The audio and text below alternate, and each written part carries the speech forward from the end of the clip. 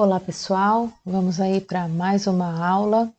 Nosso tema de hoje são os poliedros, estamos falando aí de geometria, tá certo? Professora Ana Cláudia Salomão aqui com vocês.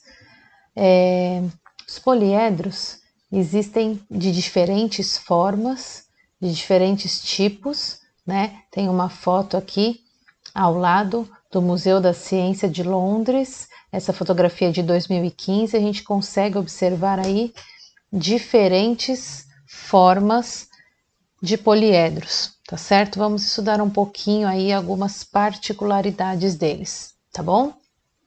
No dicionário, a definição de poliedro: sólido delimitado por polígonos planos, composto por 4 ou mais faces, né? O que possui múltiplas faces. Se a gente dividir a palavra, poli, vários, edro, faces, tá bom? Essa é a definição aí de poliedro. Temos aqui algumas figuras, alguns exemplos que são poliedros, tá certo? Alguns mais comuns, outros nem tanto. Vamos estudar aí um pouquinho deles, tá bom?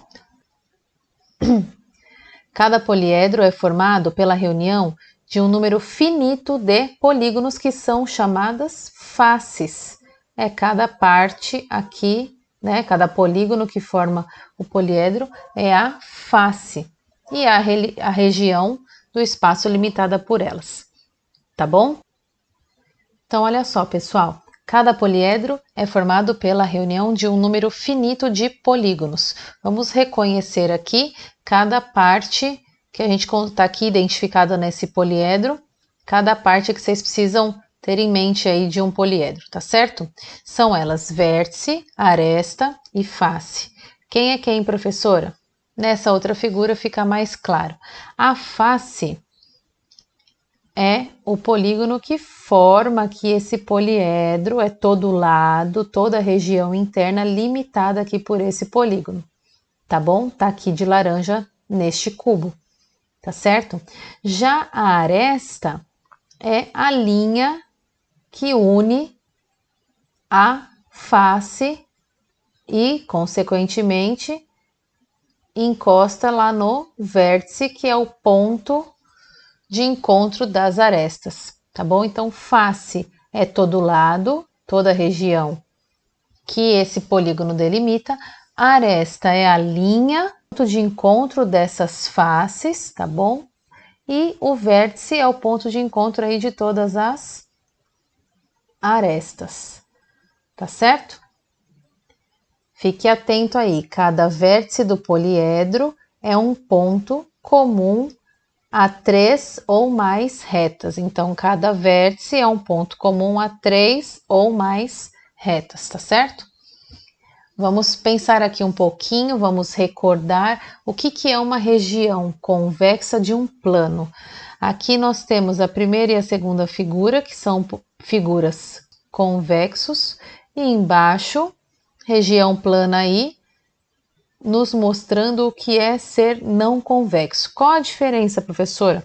É evidente aos nossos olhos, mas na definição, um polígono é convexo quando o segmento de reta que liga dois de seus pontos está sempre contido nele. Repara bem essas figuras aqui.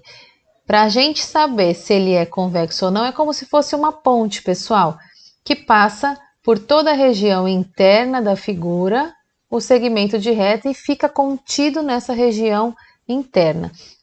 Diferentemente do que nós vemos aqui embaixo, a figura rosa e a roxa, onde uma parte desse segmento de reta fica na região externa da figura, tá certo?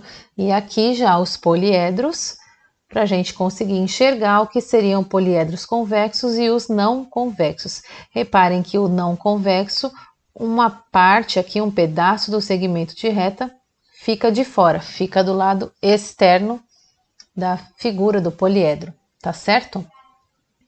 E para a gente terminar a aula de hoje, vamos falar aí a relação de Euler. Estou pronunciando Euler porque eu sou brasileira, mas se fala Euler, mas eu vou seguir com Euler mesmo, tá bom? Que foi um matemático suíço que descobriu uma importante relação entre os números de vértices, arestas e faces aí de um poliedro convexo, tá bom? Reparem aqui, nós temos um cubo e está listado embaixo o número de faces, de vértices e de arestas, e de todos os outros poliedros que foi estudado por Euler, tá bom?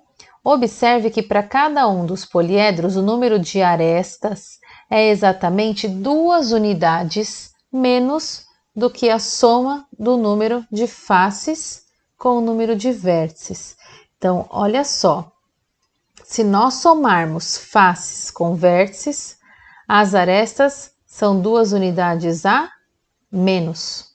Vamos pegar aqui, por exemplo, um prisma de base pentagonal. Se eu somar faces e vértice,